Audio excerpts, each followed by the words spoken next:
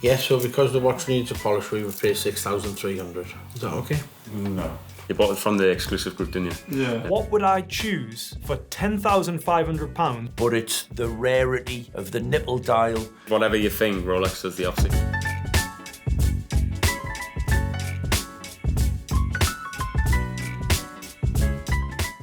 So we have a 2004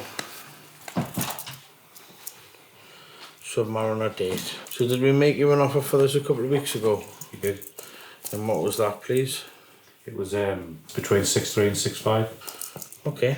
And are you looking for an outright purchase? Yeah. Have you had the watch polished? No. It seemed very good this time. Right. It's just, it has been polished at some stage, and the whole lot of it has been polished like chrome, whereas some of it should be brushed. But it doesn't matter. A polish will have it back to how it should be. So John, this is a 16610. 16610. Yeah. Non-ceramic bezel with the date feature. Yeah, they made it in the 90s and it had the pinholes on the outside of the case. And then this one, they're concealed. But they made that model all the way up until the introduction Yeah. of the ceramic. Around 2010, 2011, I would say. Yeah, so because the watch needs a polish, we would pay 6,300. Is that okay? No. Okay. 6.5 on what we were to be. Right, well, it needs polished, you see. Okay. So it wouldn't be for us. If you wanted more, we can sell the watch on your behalf. No, it's fine. You'll get £500 more. No, it's alright. I'd rather do a outright sale than any kind of commission-based stuff, but 6.3 is too low. 6.5 is perfect. I can live without trade. Obviously, I know there's a difference between trade and retail, but I couldn't do 6.3. Okay, well, like I say, that's what it would cost us to have the That's watch fine, retail yeah. ready, so...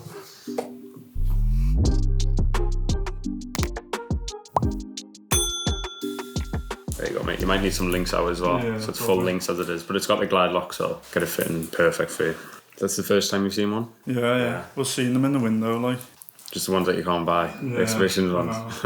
And I'll show you this as well. So you've got your warranty card, Submariner booklet, and then both swing tags as well. Is it got warranty left? Yeah, end of 2022, you've got 5 years from, but you also get 12 months with us. So right, so- any problems, just bring it to us Yeah, and then. But the watch is like brand new. So customer collecting the 126610LV Starbucks Mark 1 2022. You bought it from the exclusive group, didn't you? Yeah. So make sure you join that and you get a good deal. That's where this is from.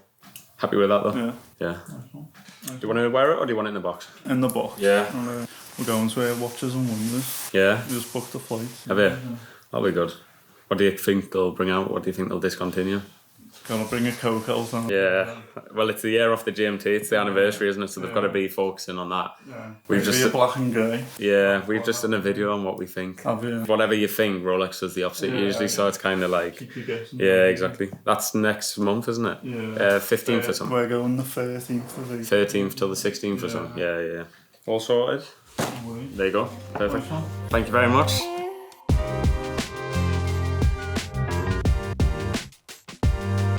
So we are back in the studio and responding to your comments on the last episode. First one, for the RRP of the current Yachtmaster, reference 126622, that is, with the slate dial in steel with the platinum bezel, I would go with a discontinued Yachtmaster 35 at 5.5k and a Datejust 16233 at 5.5k, and you'd have a sports watch and a dress watch. So I thought, what would I choose for £10,500, which is the current RRP in the UK for the Yachtmaster 40? What two pieces could I get to have a dress and a sports? Well, I'm going to say that the choice of the Datejust 16233 is a good choice. That's the two-tone reference. And what would be a complementary sports watch which could go well with that? Well, it's quite tough to do with the current Rolex catalogue for the remainder of the budget if you've spent 5.5k on the 16233. However, if you can stretch it just a little bit, I think a nice watch to go with that would be the Explorer 40. That's reference 224270. It's a fairly recent watch, and you'd have a bigger size, you would have a fully brushed oyster bracelet, so a much more tool watch aesthetic, and it will give you a much more rugged, sportier option to go alongside the more dressy and slightly smaller 36mm Datejust. If you wanted to venture outside of the Rolex catalogue, which, you know, isn't a bad idea, you could go with an Omega Seamaster Diver 300. You could go with a Speedmaster, or potentially like a Breitling Super Ocean, or even a Cartier Santos, would be in and around, if not less, than the total budget of £10,500. Now, the next one is, I do like that Oris and would happily pay £800 plus for it. So this guy's referring to the Oris, which was offered to John in the last episode. It was a Oris Pro Diver chronograph, which is a 51mm watch in titanium. Now, this is a seriously hefty watch, okay? You'd have to have a big wrist size to pull that off. 51mm in today's standard is still huge. However, being titanium, I'm sure it's not too heavy. And of course, if you're diving and it's over a wetsuit and you're using it for the purpose of diving, having that great legibility is always going to be a good thing when you're under the sea. The price of 800 is because John will be buying that into retail, so there has to be a margin. So £800 is probably something that's a bit unrealistic to buy that as a retail buyer, but if you are looking for that, around 1500 is the starting price, but you should be able to pick up a good full set example if you have a budget of £2,500. Do you polish all of your watches and then advertise them as in excellent condition? So regarding polishing, watches that have been worn usually will require a professional polish to make them retail ready. The reason for this is that most customers do prefer the watch to be free of marks and scratches when they come to buy it. I think of it as a bit like a pre-owned car. If you went to buy one and it had scuffs on the alloys or marks in the paintwork, it would probably put people off, and I think customers are the same when they come to buy pre-owned watches. However, the other side of things is when you come to older watches that are in original condition and either haven't been worn or they have been worn but they've never been polished. Those watches, we tend not to polish them because the kind of customer that buys those watches would prefer it in unpolished condition. I've never understood the fascination with patina. Why would anyone pay more for a watch that looks old and worn? I would never buy and pay more for a Porsche with faded paint and pitted chrome.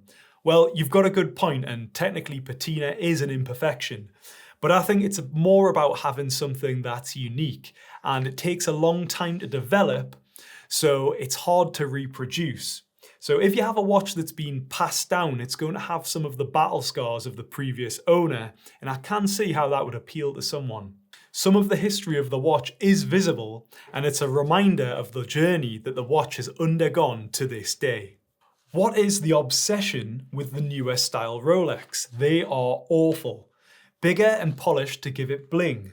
Give me a faded, worn 70s, 80s, even 90s any day. This one sparked quite a bit of debate in the comments, with those in favour of modern watches and those in favour of vintage, so let's break it down.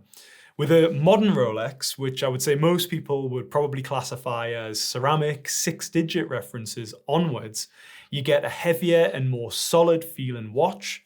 They have solid bracelets with machined clasps, solid center links and solid end links. The bezels are normally more scratch resistant if they're ceramic. You have sapphire glass, which is very hard to scratch. The movements have longer power reserves and they tend to be more accurate amongst many other technical advancements. However, on the other side of things, if you opt for a vintage watch, you tend to get a smaller case and a lighter watch. And a lot of people prefer the proportions of the vintage timepieces.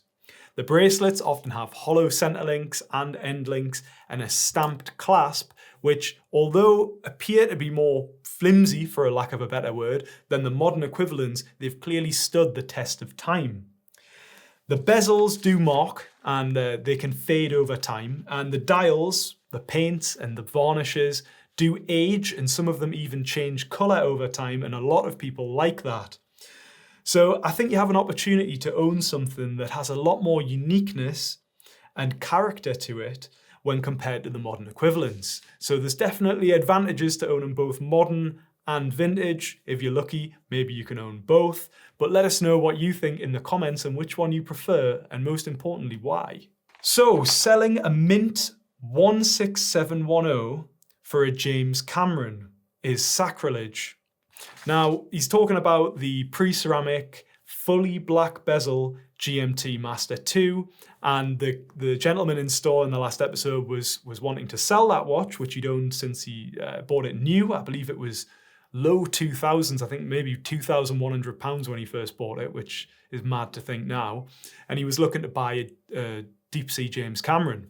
So these are two completely different watches from two different eras, couldn't be further apart in size. One of them's a 40mm pre-ceramic, so it's a much more smaller case to begin with compared to the modern GMT. But then this is a modern deep sea Sea Dweller, which is a very big watch, both in thickness and in lug to lug. It's one of the biggest watches that Rolex make.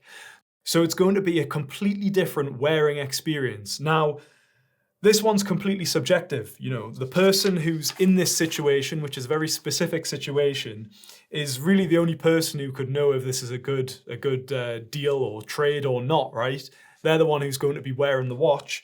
And, we could all have a personal preference over which watch we would prefer to wear, but if you'd owned a watch for 20 years, you might feel that your time is done with it and you want a change. In this case, a change to something completely different. Which one would I choose? Well, personally, I'm a fan of the GMT. But again, it's impossible for me to say that, if I had a GMT pre-ceramic for 20 years, maybe I would have an itch to try something different. In this case, a deep sea James Cameron. Let us know what you think.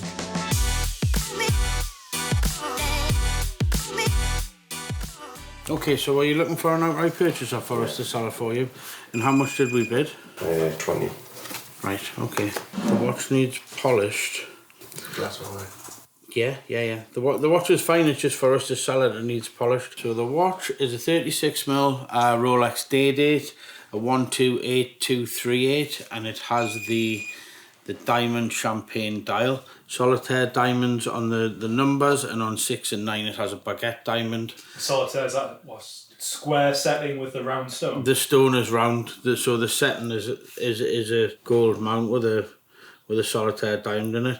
They also do it with a green dial. I think they also do it with like a dark grey, but that's the most classic. We buy watches probably 20, 30 years old that look very similar to this, but it's not until you get it into your hand and you feel how much heavier it is compared to an older one. Obviously, it also has the serial number on the rehaut inside the glass. So what year is that one, John? 2020. So it's one of the last ones on an older style warranty card. It's actually of July, so I would think that the new cards came out about the beginning of July, but there would have still been watches with this card that they hadn't sold. If we were buying it outright, we'd pay 19,500. That's too low. 20. So what about if we paid 19,750? It's gonna, like I say, there's gonna be a cost for us to get it polished. What do you think, Jack? Are you a returning customer? Have we been before? Cheers, no, I haven't. I've just found out about you, to be fair. Will you be a returning customer then? I will be a returning customer. That's alright then. I'll try to sell you my Daytona, but we couldn't get anywhere near, I want that one. The gold one, like with the green face. Did you have a green face one? What year was that? I think about the same, 2020. Sell it? No, I've still got it. I've still kept it. I wish I did sell it at the time. I paid 42 for it, I think. I paid over for it to get it originally. And I think it went up to like 100 grand or something like that. What's a drop there now? You're still in credit? A little bit. Slightly. But nowhere near the 100 grand. Is it a new car or old? I think it's the same car as that. Mid-40s. Is that what it is? Okay, so I can give you a purchase agreement now, which is something you sign as your receipt. Have you got with you a driving licence and your bank details, please?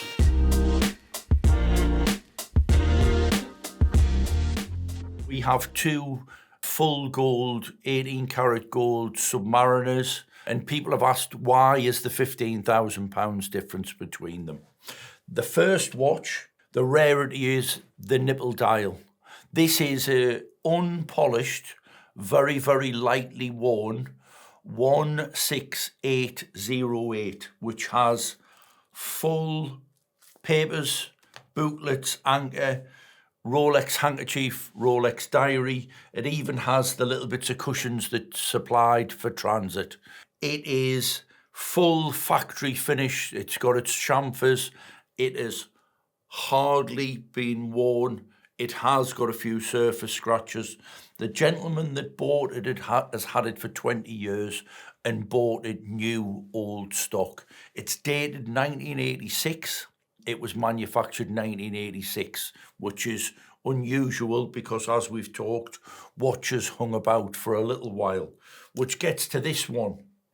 I know the owner of this watch, and he purchased it new from the goldsmiths. It's a 16618, so an 18-karat gold sub, that it is in excellent condition, hardly any scratch, but this watch has been worn.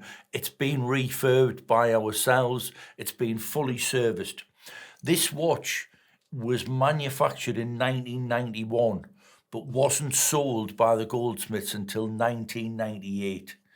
It's dated, it's stamped, it's got handkerchief.